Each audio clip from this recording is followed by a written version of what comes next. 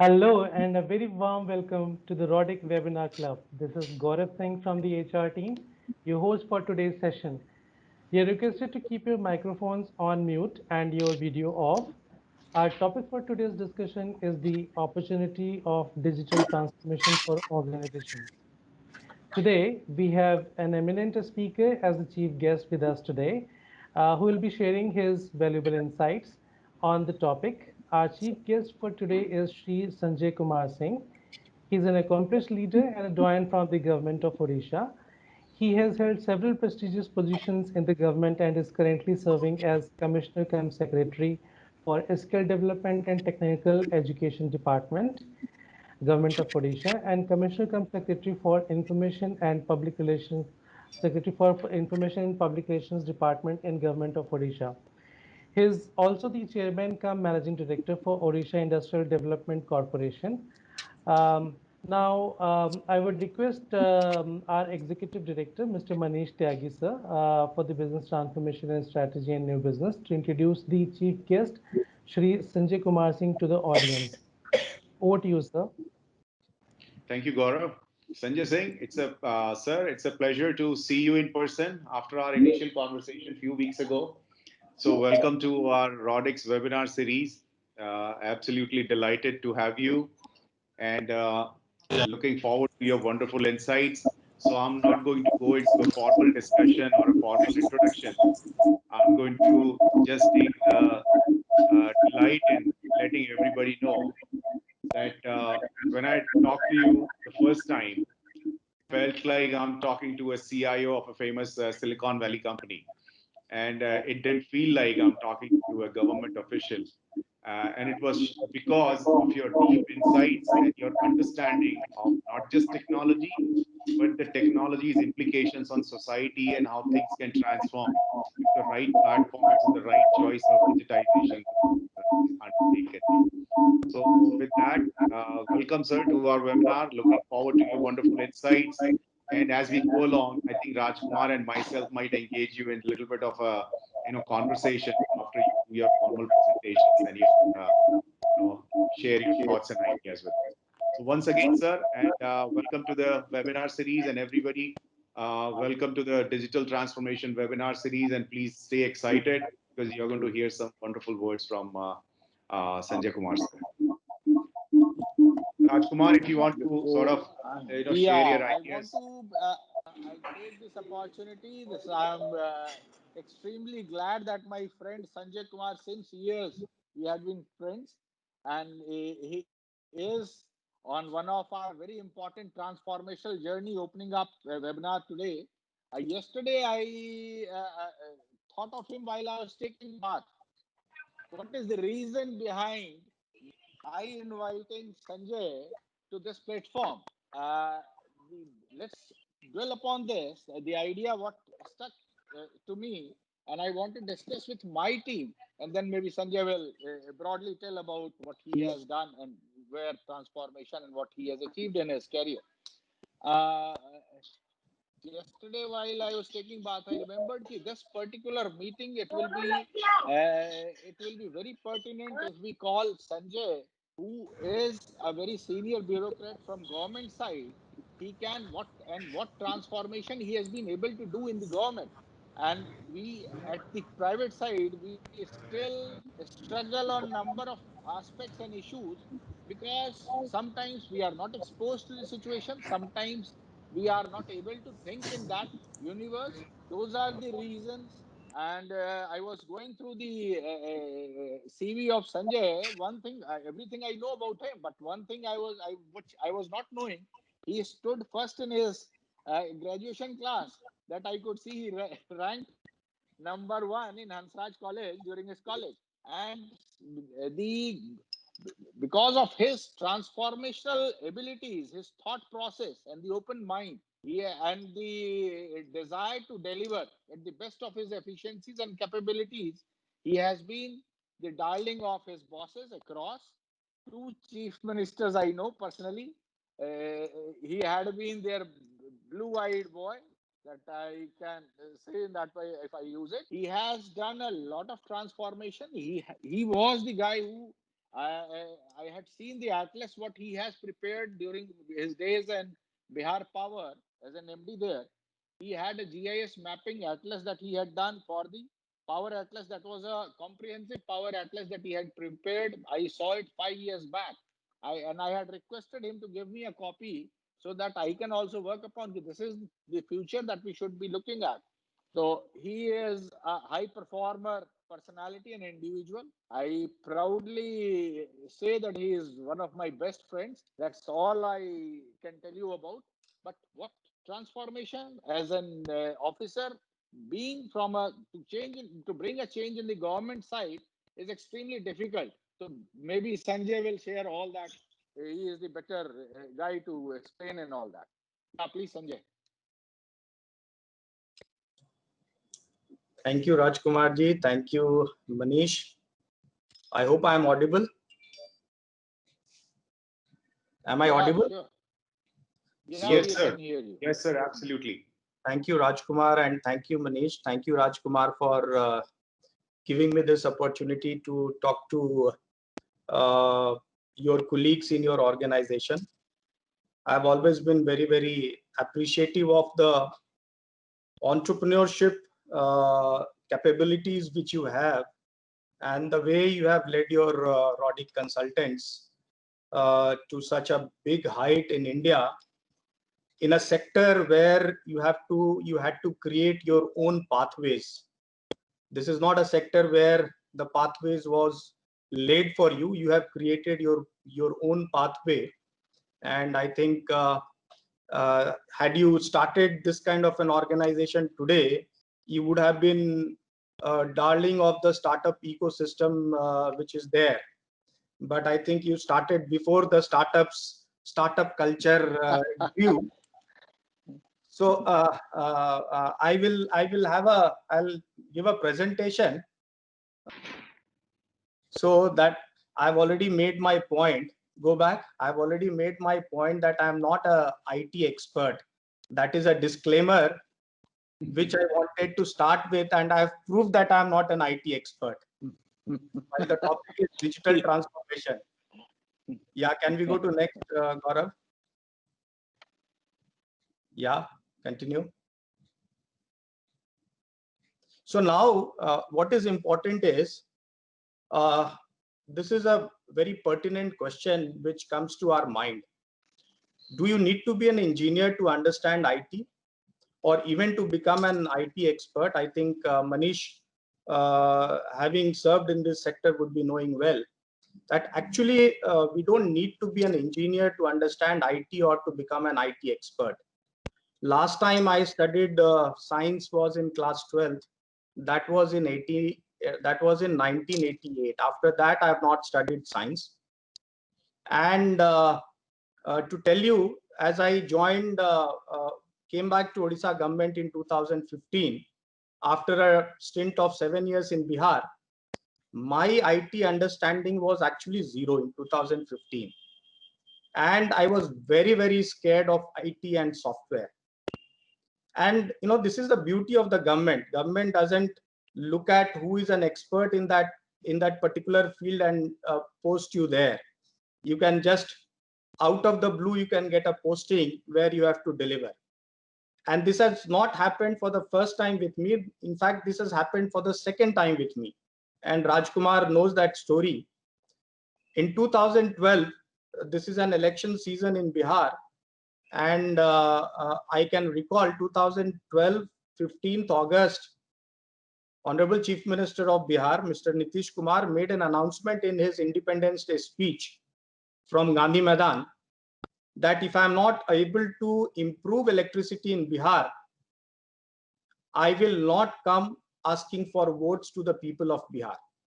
This happened in August 2012. January 2013, I became the secretary to Honorable Chief Minister. In the month of March, one day, late in the evening, around 10 o'clock, he calls me to his office. So I go there. He's taking a walk. I ask him, sir, what is the matter? Why have you called me in the late evening? He says that, look, Sanjay ji, when you were DM Patna on 15th August 2012, I had made an announcement that if I do not improve the electricity in Bihar, I will not go asking for votes. Now almost 8 months have passed. I have not done anything. So I want you to become the CMD of the power transmission company in Bihar. I told the Honorable Chief Minister very respectfully, sir, I have studied science only till 12th. My weakest subject in science was physics. And in physics, I was shit scared of electricity. And here you are offering me electricity, taking such a big risk. He said, no, you go ahead, take charge of electricity. So in March 2013, I took charge of the CMD of transmission company of Bihar, and we brought about transformation in that. Similarly here, when I came back from Bihar, I was made the CEO of Odisha Computer Application Center. Odisha Computer Application Center is one of the leading state PSUs and one of the leading across all computer application centers in the entire country. So I was given charge of this CEO OCAC without knowing anything. Can we go to the next slide, please? Now, when I raise this question, do you need to be an engineer to understand IT or even to become IT expert? I'm reminded of a book called Being Indian by Pawan Verma. You know, Pawan Verma was an ex-diplomat. He was ambassador to many countries, and he has many books he has written. In this particular book, Being Indian, he writes that the theory which he's propounding is India is going to become a superpower based on the IT backbone which has been created, or the IT ecosystem which has been created, and the IT skill ecosystem which has been created. And why does he say that? He's got a very beautiful explanation to that. He says, what is IT? IT is basically logical thinking. The entire algorithm of all software is basically logic. And if you look at India, Indians are logical thinking. All of you must have gone out to vegetable market to purchase vegetables. Do you think the lady sitting there vending vegetables, she has ever gone to school? You go to villages, you talk to a child also. If you ask him complicated multiplication, division, probably he will be able to do it much faster than we can do it. So therefore, Pawan Verma says that we Indians think logically, and therefore we are doing so well in software, in software and in IT. And it is because of this logical thinking that India gave zero to the world. And I think this makes a lot of sense. Next. Now, this is the beginning lines of this novel, A Tale of Two Cities, written by Charles Dickens. He has written this in the context of the French Revolution. What does he write? He writes, it was the best of times, it was the worst of times. It was the age of wisdom, it was the age of foolishness. It was the age of epoch of incredulity. It was the season of light, it was the season of darkness. It was the spring of hope, it was the winter of despair. We had everything before us, we had nothing before us. This is how Charles Dickens has started his book, A Tale of Two Cities, where basically he's referring to the French Revolution. Next. Yes. So what does he want to say? Yeah, please continue. Next. There's another. Yeah. So what does Charles Dickens want to say from those lines with which he has started his famous book, A Tale of Two Cities? He says, basically what it means is, whenever there is change, people tend to panic. But if handled correctly, if handled rightly, it can turn out to be for our good. It can turn out to be for our best. And this is what a IT transformation is. And let me tell you, as I made my disclaimer, that I'm not an IT expert, and everyone need not be an IT expert. But without being an IT expert, one can be an IT champion. What do I mean by IT champion? IT champion, as a change agent in my office, I can champion transformation. I can bring in IT. I can do change behavior management so that IT is accepted in my organization. So while I'm not an IT expert, I am an IT champion. And this is true not only for individuals. You see, it may be Sanjay Kumar Singh is an IT champion, or Rajkumar is an IT champion, or Manish is an IT champion. It is true for organizations also. There are organizations which are actually champions of IT transformation. If you look at government, itself, the first transformation which started in government as far as IT is concerned is from the Election Commission of India. Then IT department, you look at IT department, the way they are now doing 360-degree, the day they are using data mining and data analytics, which they are doing. Railways, banks, the kind of digitalization which has happened in banks, the kind of transformation which has happened in banks.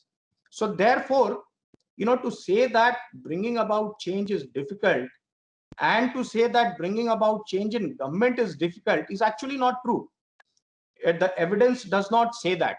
In fact, the IT transformation, the digital transformations have already started, is already happening all around us. It is happening in different organizations. It is happening in government also. That is a big surprise.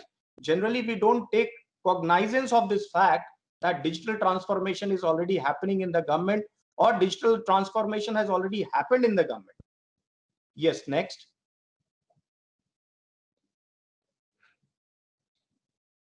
Now, talking about banks, I would recommend everyone to, whoever wants to be an IT champion, whoever wants to know about IT transformation and digital transformation, I would recommend that you should read this book, HDFC Bank 2.0, From Dawn to Digital, written by Mr. Tamal Bandyopadhyay.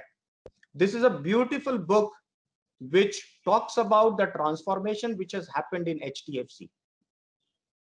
Yes, continue, Gaurav. Now, how did it start? When Aditya Puri took over charge of HDFC, but the first thing which he did was he went to Silicon Valley.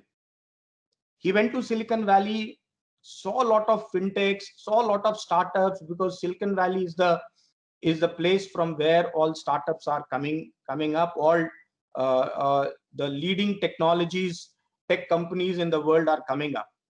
He met this gentleman called Jamie Dimon, CEO of JP Morgan Chase, and he said the lasting impression which Aditya Puri had in his interaction with Jamie Dimon was that disruption is bound to happen.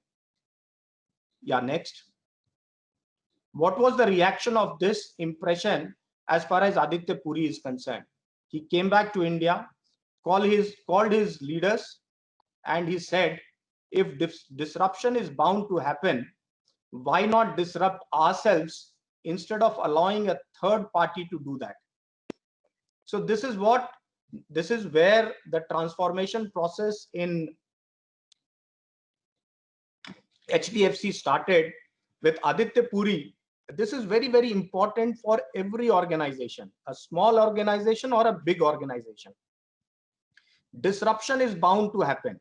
Either you disrupt yourselves or somebody else will disrupt you. Somebody else will create a situation where you might not also exist. So therefore, it is very important to realize that disruption is bound to happen, and therefore let's create that disruption. As I said earlier, this is not only true for organization, it is true for individuals also.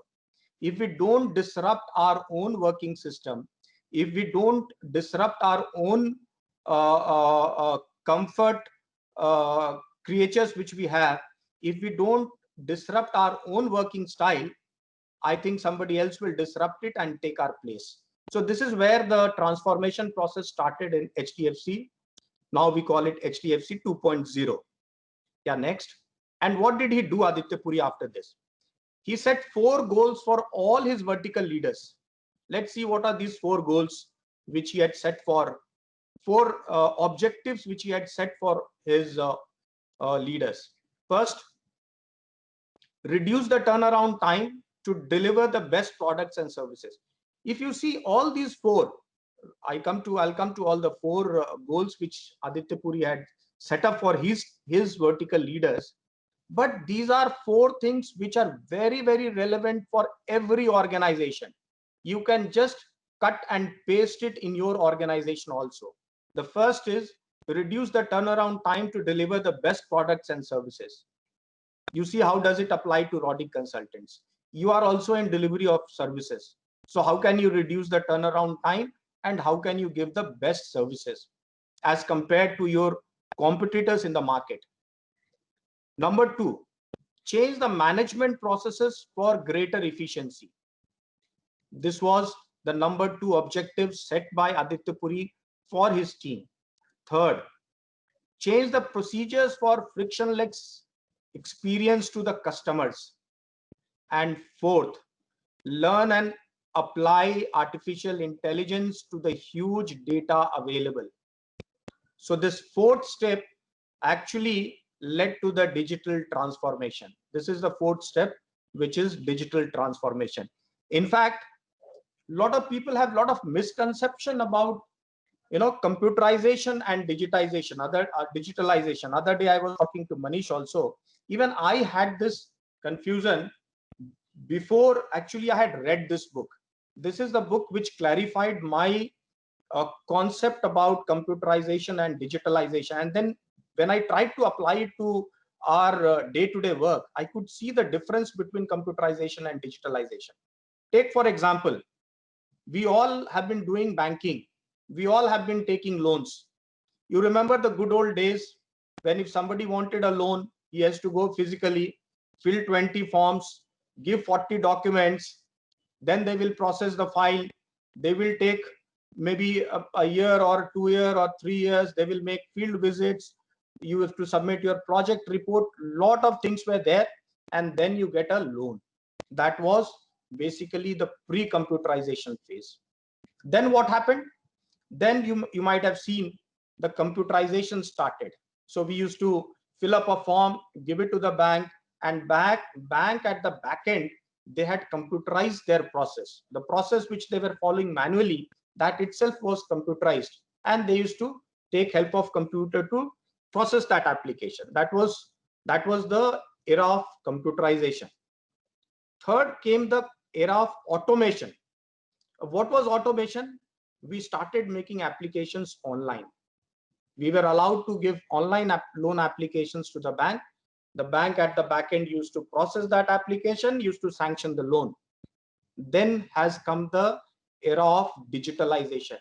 Today, you open your email account, you will have 2-3 loan offers, pre-approved loan offers in your mail. What is that? That is on the basis of data which the bank is having about you. They are doing a pre-approved loan, and everything is done back end on the basis of data analytics which they are doing. That is called digitalization. So today bank has actually traveled the whole circle, and they have completed this digitalization process. And this is, in a very simple way, the difference between computerization and digitalization. I'm sure you all must be knowing, but for the sake of repetition, I'm still saying it. Next. Now I will talk about my own organization, and I will talk about my IDCO. So what the title which I've given is IDCO 4.0 for Industry 4.0. If now industry is going to 4.0, I also have to be IDCO 4.0. And I will share with you the journey from pre-computerization to digital transformation, which IDCO, Odisha Industrial Infrastructure Development Corporation, has traveled so far. Yes, Gaurav? Now I will present about IDCO in these 6 slides. I will talk about IDCO and its landscape, the problems and challenges which we faced in the entire process, evolution of digital IDCO, online land administration system and at IDCO, automation and what IDCO has achieved by this automation process, digital transformation roadmap which we have built for ourselves. Next. Next. Go on. Yes, go on.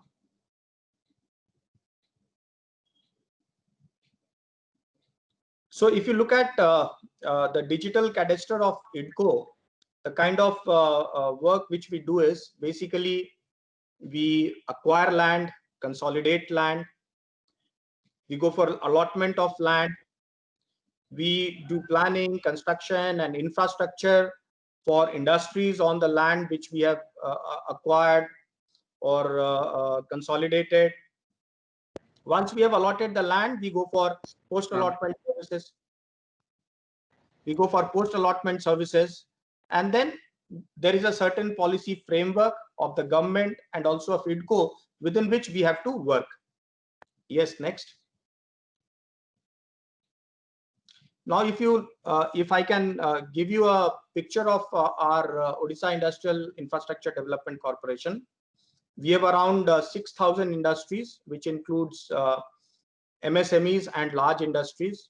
All large industries which you can think of, which you know of in Odisha, they are located on the land belonging to IDCO. We have 123 industrial states or industrial areas. We have 18 field offices, which we call divisions. We have around 800 employees. In the industrial areas, we have around 11,356 acres of land.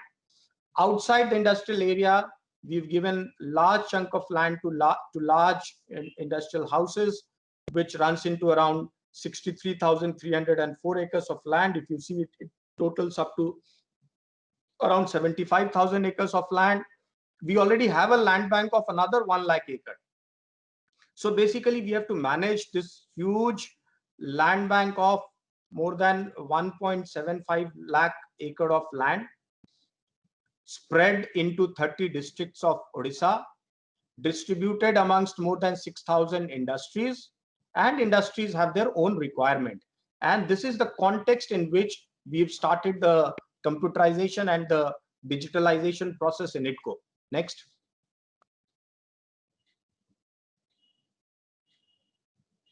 So what were the challenges which we had? Our process was very lengthy. Our turnaround time was very high. For everything, there was a touch point between us and our customers, the industries. There was nothing which did not have a physical interface. There was lack of analytics for any kind of decision support, and there was lack of transparency in the disposal of applications. We also had internal challenges, lack of digital cadastre, acquiring of additional land, mapping of all assets and property, digitization of hard copies of the industry data, and then technology averse system. Here I would like to emphasize IDCO as an organization is a very aged organization where our average age of employees is 55 years.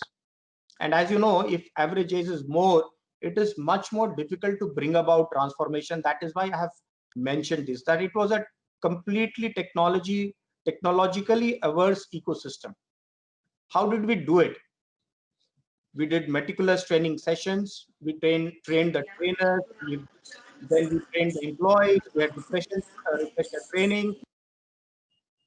Whenever you take up computerization or digitalization, the biggest challenge which you face is in your legacy data. How do you computerize your legacy data? That is one of the biggest challenge.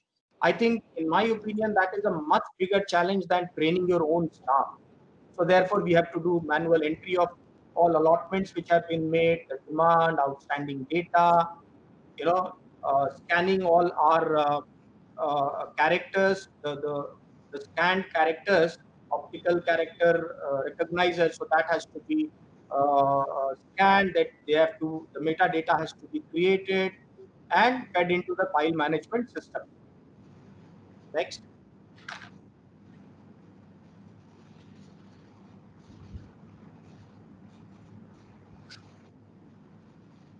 So what was IDCO 1.0? It was basically the pre-computerization stage, where we had physical files, all data were in the physical files, people were all handling files. Everybody had to come to the office to get their work done. This was IDCO 1.0. Next. Yes, Gaurav. So this is IDCO 2.0, where we started the computerization process in 2010. We had a centralized server, access through our RDP. We had software like eDispatch. All our letters going outside our IDCO system were being sent through this eDispatch system. We had the finance and accounting management system. We had the project monitoring system. This was IDCO 2.0. And this continued from 2010 to 2015. Then we started the process of automation, IDCO 3.0, that is in the year 2016. So we started with complete online application. We started using software like Government of Odisha, IDCO Post Allotment Services, ERP. These are the softwares we started to use. And now we have started our journey for digital transformation, which we are calling IDCO 4.0 for Industry 4.0. We've started very recently in 2020. We have set our KPIs. We want to do data analytics based decision making. We want to use blockchain. We want to use robotic process automation, virtual data rooms. So this is the kind of roadmap which we have prepared, which I will talk about later. Yes, next.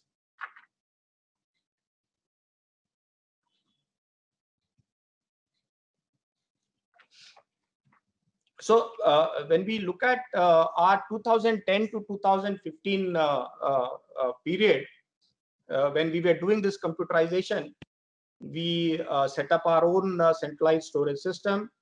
As I said, we used eDispatch, FAMS, PMIS.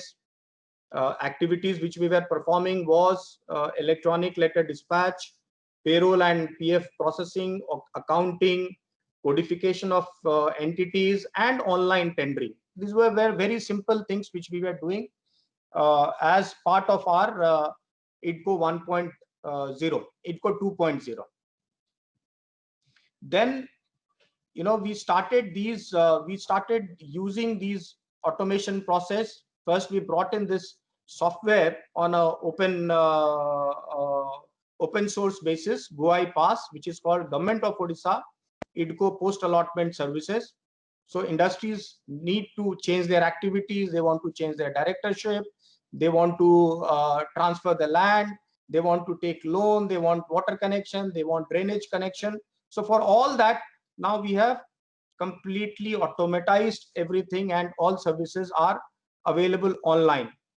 We started GoSwift for allotment of land. Now nobody needs to come to our office for allotment of land. They need to apply online. The applications are processed online, and their allotment orders are given online. Then we had a GoPlus, where we have completely put our entire land bank on a GIS system, and which anybody sitting anywhere can see that on this GoPlus. So these are the kind of things which we have done. And internal software which we have used was file management system, the land alienation and acquisition management system. We have now a very stable ERP foundation also, where now our entire office is on ERP, and we are now a paperless office. And since we are dealing with lands and infrastructure, so therefore we have a GIS foundation also.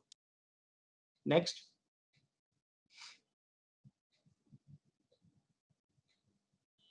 So as I said, during the process of automation, which we undertook from 2016 to 2019, what we have done is, all our investors, all our lessees, they have been registered, and now all services are given online. For example, reconstitution of directors and partners, change of activity, constitution, company name, land use, water allotment, mortgage permission, land transfer, utility connection, subletting, surrender of plot. So this is all.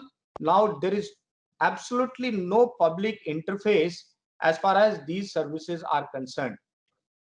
And how have we done it? So we have to do this. We have an ERP backbone. Our internal processes we have brought completely on ERP, and you will be surprised to know that now if I tell our people to put up files in hard file, they will not. They will resist that, since they find that ERP is much better, and particularly in the context of COVID, it is much more hygienic. You can work from home. Now, since only 50% of people are coming to office, rest 50% of the people are working from home. Had we not had this entire ERP and our GoiPass system, our efficiency would have gone to almost 10% of what we were doing in the pre-COVID times. Next. Yes, Gaurav. So I've already, yeah. So what has happened after this automation process which we did? What transformation did happen in our organization? One, transparency, real-time file tracking. You know, in a government, if you go to a government where they do not have this system, if you meet the top boss will not be able to solve your problem immediately, because the file would not be available with him. He will call for the person concerned. The person concerned may have gone for breakfast, lunch, dinner, may have gone for tea, or even with him, the file may not be readily available. Now, each and every file is available with everyone. And I can pull out any file in the organization and I can see that file. So now we have gone to time-bound approval, because there is now tracking of the files, who has spent how many days, who has sat how many days on the file. So therefore, now there is a time-bound approval. Now all payments which we are getting, earlier we were getting all payments through check, demand draft. We had problem of reconciliation. So a lot of problems were there. Now we have a payment gateway, and all payments coming to us is through online payments. As I said, all the applications, we reduced the number of steps from 22 to 10 steps after doing number of process reforms and process re-engineering. Now we have an entrepreneur and industry database, and now during these COVID times, we are able to mine these data for a lot of things. For example, if they want skilled workers, we are trying to link this database with our skilling work which we are doing. So if any industry wants, say, 5 welders, they can write to us. We can immediately connect them to the nearest ITIs who can provide them 5 welders. So that kind of connectivity is now getting built up. Digitization of allotment and post-allotment data. We had a 10x increase in revenue generation, and the average processing turnaround time has reduced from 6 months to 1 year to 1 month, 30 days. So that is the target which we have kept, that 30 days, within 30 days, we have to dispose the applications. This is the number of applications which we have disposed so far, 3,802. Post-allotment applications have been received, 3,399 disposed. We've made 68,000 almost notings, around 43,000 documents uploaded, and we have collected more than, now on this, after this payment gateway, we have collected more than 104 crores of our revenue has been collected through online system. Yeah, Gaurav.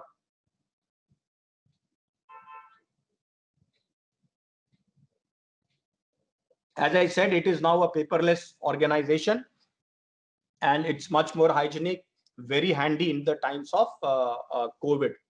Now talking about digital transformation. It is a rocky start, but we have to go there. You can see this.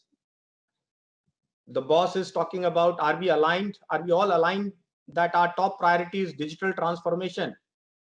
Now, when the boss is asking, everybody is 100% aligned. But when he's asking, what exactly do we mean by digital transformation? One person has already left. Others are looking this way and this side and that side.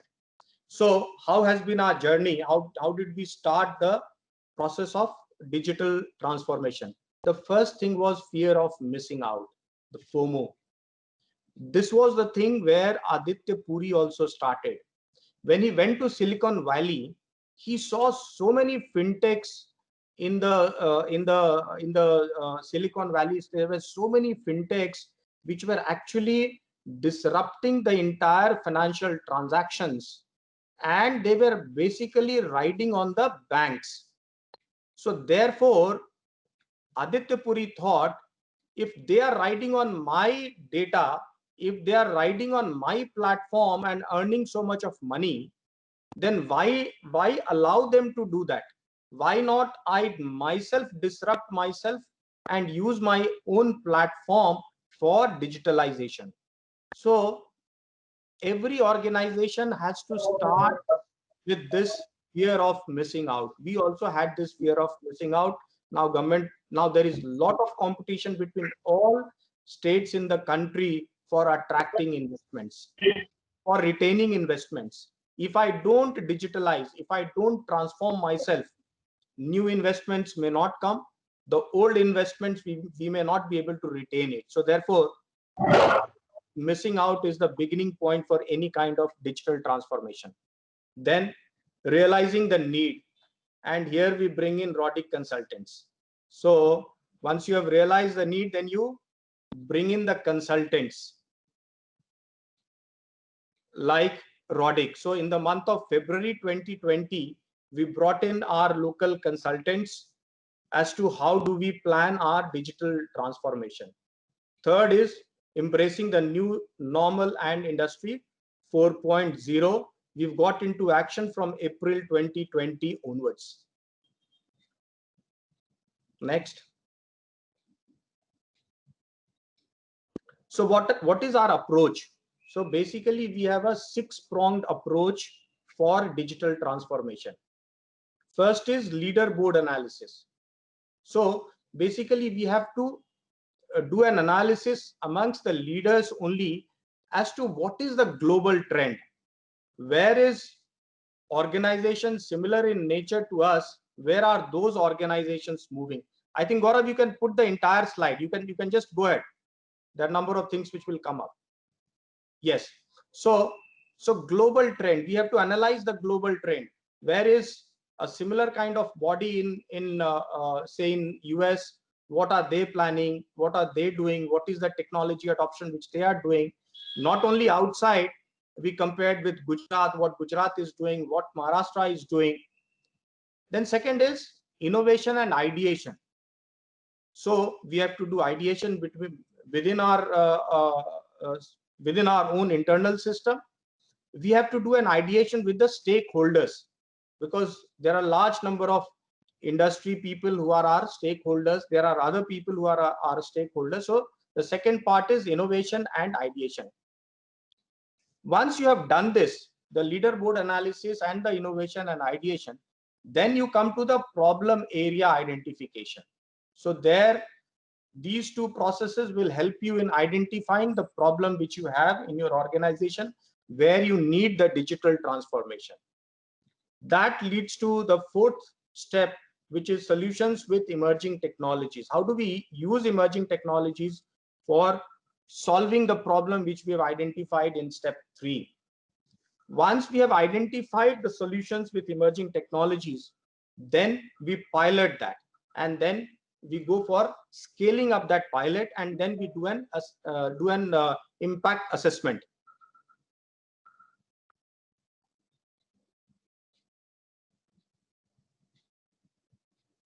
Yeah. Next. Yes, go ahead. Yeah. So what is the technology which we have identified? What are we trying to do? We are trying to use blockchain for fraud reduction and process transparency.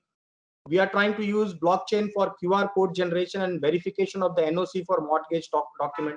There's a lot of banking fraud which is taking place.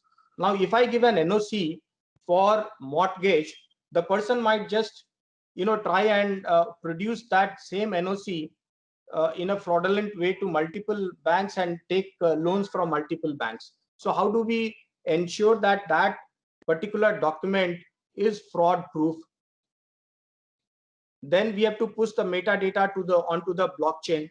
Then we are also trying to do a robotic process automation.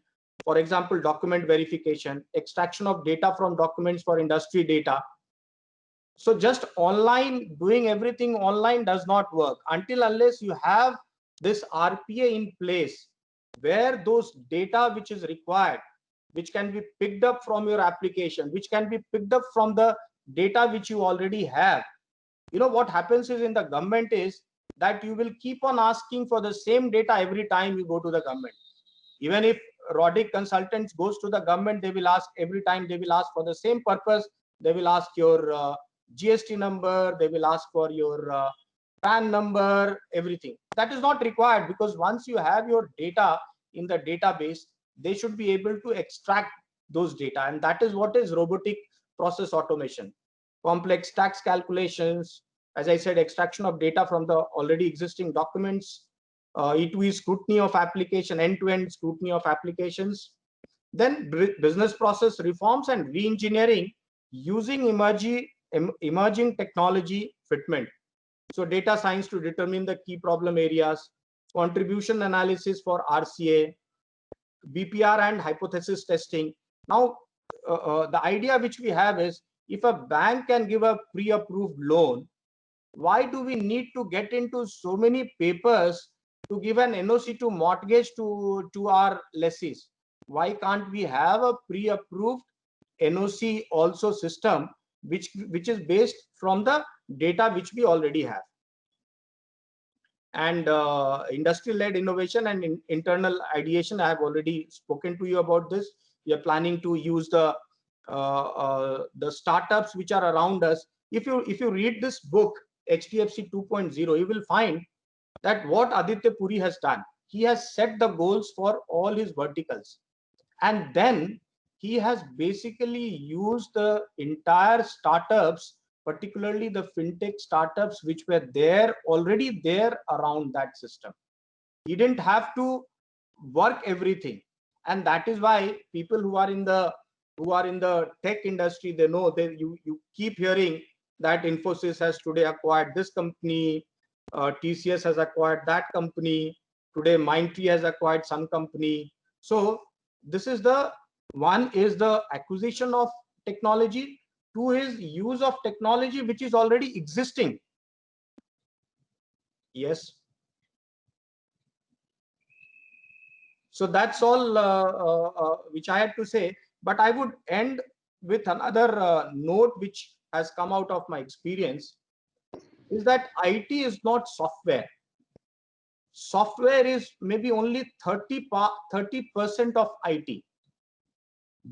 Balance 70% of IT is operation maintenance, behavior change management.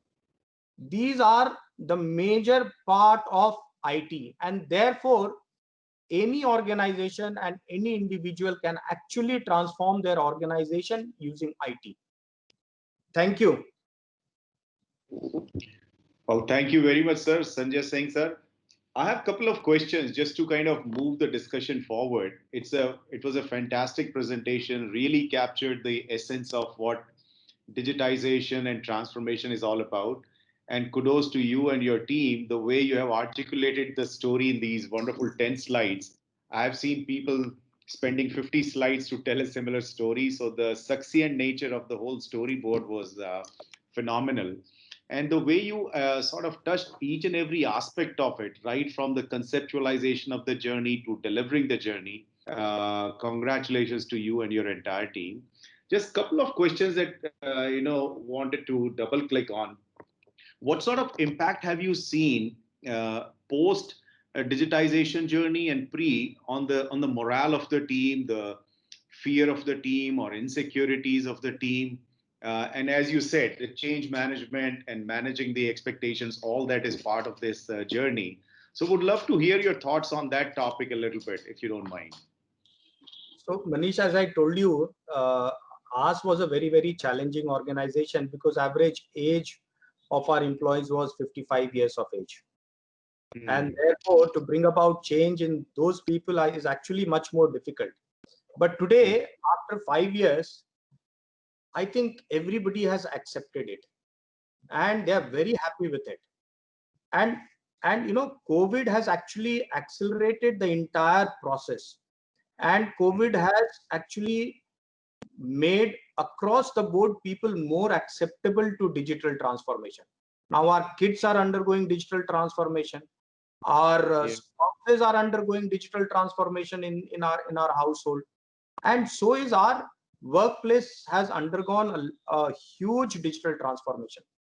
Now this digital or this transformation, IT transformation in RIDCO is new, but the transformation in our state government is very old. And let me tell you, you would be surprised to know this. There are a lot of states which actually brag about they being technologically very, very up on the ladder. Actually, Odisha state is the state which has the highest degree of automation and online disposal as far as the secretariat is concerned. You come to our secretariat, you go to anybody's office, starting from a section officer to the secretary or to the chief minister of Odisha in the secretariat, you will not find a single physical file there. We are all completely online. My leave application, if I give a leave application on a hard paper, my chief secretary will ensure that my leave application is rejected or after the expiry of my proposed leave. And today, if I ask my people, my staff down the line to actually switch over to physical file, I will get the first resistance from those people because they have seen how convenient it is. Yes. Now that's wonderful because that is one of the objectives we have set for ourselves, that in the next 1 year we are going to become a paperless firm and going to go digital all hog. No, nothing holding back. Rajkumar, do you have anything to add to this wonderful story that Sanjay Singh sir has shared with us? Otherwise, I have a few more questions which I'll follow. Yeah, no, Rajkumar. I have just half a minute I'll take. I was not Hmm. knowing this particular transformational depth and understanding about Sanjay. I know he Hmm. doesn't have a degree in IT or nor a formal training, but the what he has been able to do and the way and the message what he has given in the presentation what he was doing, I was thinking as if he is saying by speech what I want to do to our organization and what we see as an organization, what our people should be thinking about. And I'm thankful to Sanjay कि I need not again give such type of speech to my people. Sanjay has done my job much easier and he has made my job much easier, I guess. My senior management and maybe middle and a lot of people are on this platform, they would understand better by the lucid way with examples what Sanjay has shown. Excellent job done, Sanjay, for me at least. My life you have made easier. My people will understand better what is the digital transformation we are looking at. Thanks again, Sanjay. Maybe Manish, you can carry. Yeah. Yeah, Sanjay sir, I have one more question, which is a little bit more pertinent to dollars and cents. So, as you said, post digitization, you have sort of revenue collected is like 104 crores and stuff. If this journey wouldn't have taken, do you think there would have been an impact on your productivity? Either you measure it through the numbers or the amount of time it would have taken to dispose of those cases. Somehow, I want you to kind of articulate the direct correlation between the digitization effort and the productivity, however you measure revenue, margins, customer satisfaction, whatever the case may be. See, the efficiency has definitely gone up, significantly. And all these benefits, a lot of people who were actually averse to technology, even as our customers, they've all now got used to it. And COVID has, as I said, has accelerated the entire process. Now nobody wants to come out of his house. Why should he come to my office, get infected, or get me infected? So it is better that he sits in his office and he does his work. My father, who is now almost 80 years of age, he's able to do all his work from now his office, from his home itself. So therefore, what benefit now is there? Why the digital transformation process in times to come will accelerate is because now the acceptance is across the board. Yes. And that is why if you see the Q2 results of all the tech companies, the kind of orders they have in their pipeline, and the way Yes. their profits are increasing in Q2 as not only compared to their Q1, but also compared to the corresponding period last year. And Yes, almost sir. all IT companies have got re-rated in last 1 month. That is because that acceptance is there now across the board. If I transform myself and my client do not transform, then there is a break in that journey. Yeah. So therefore now this whole transformation process will be very, very smooth and will be very, very easy.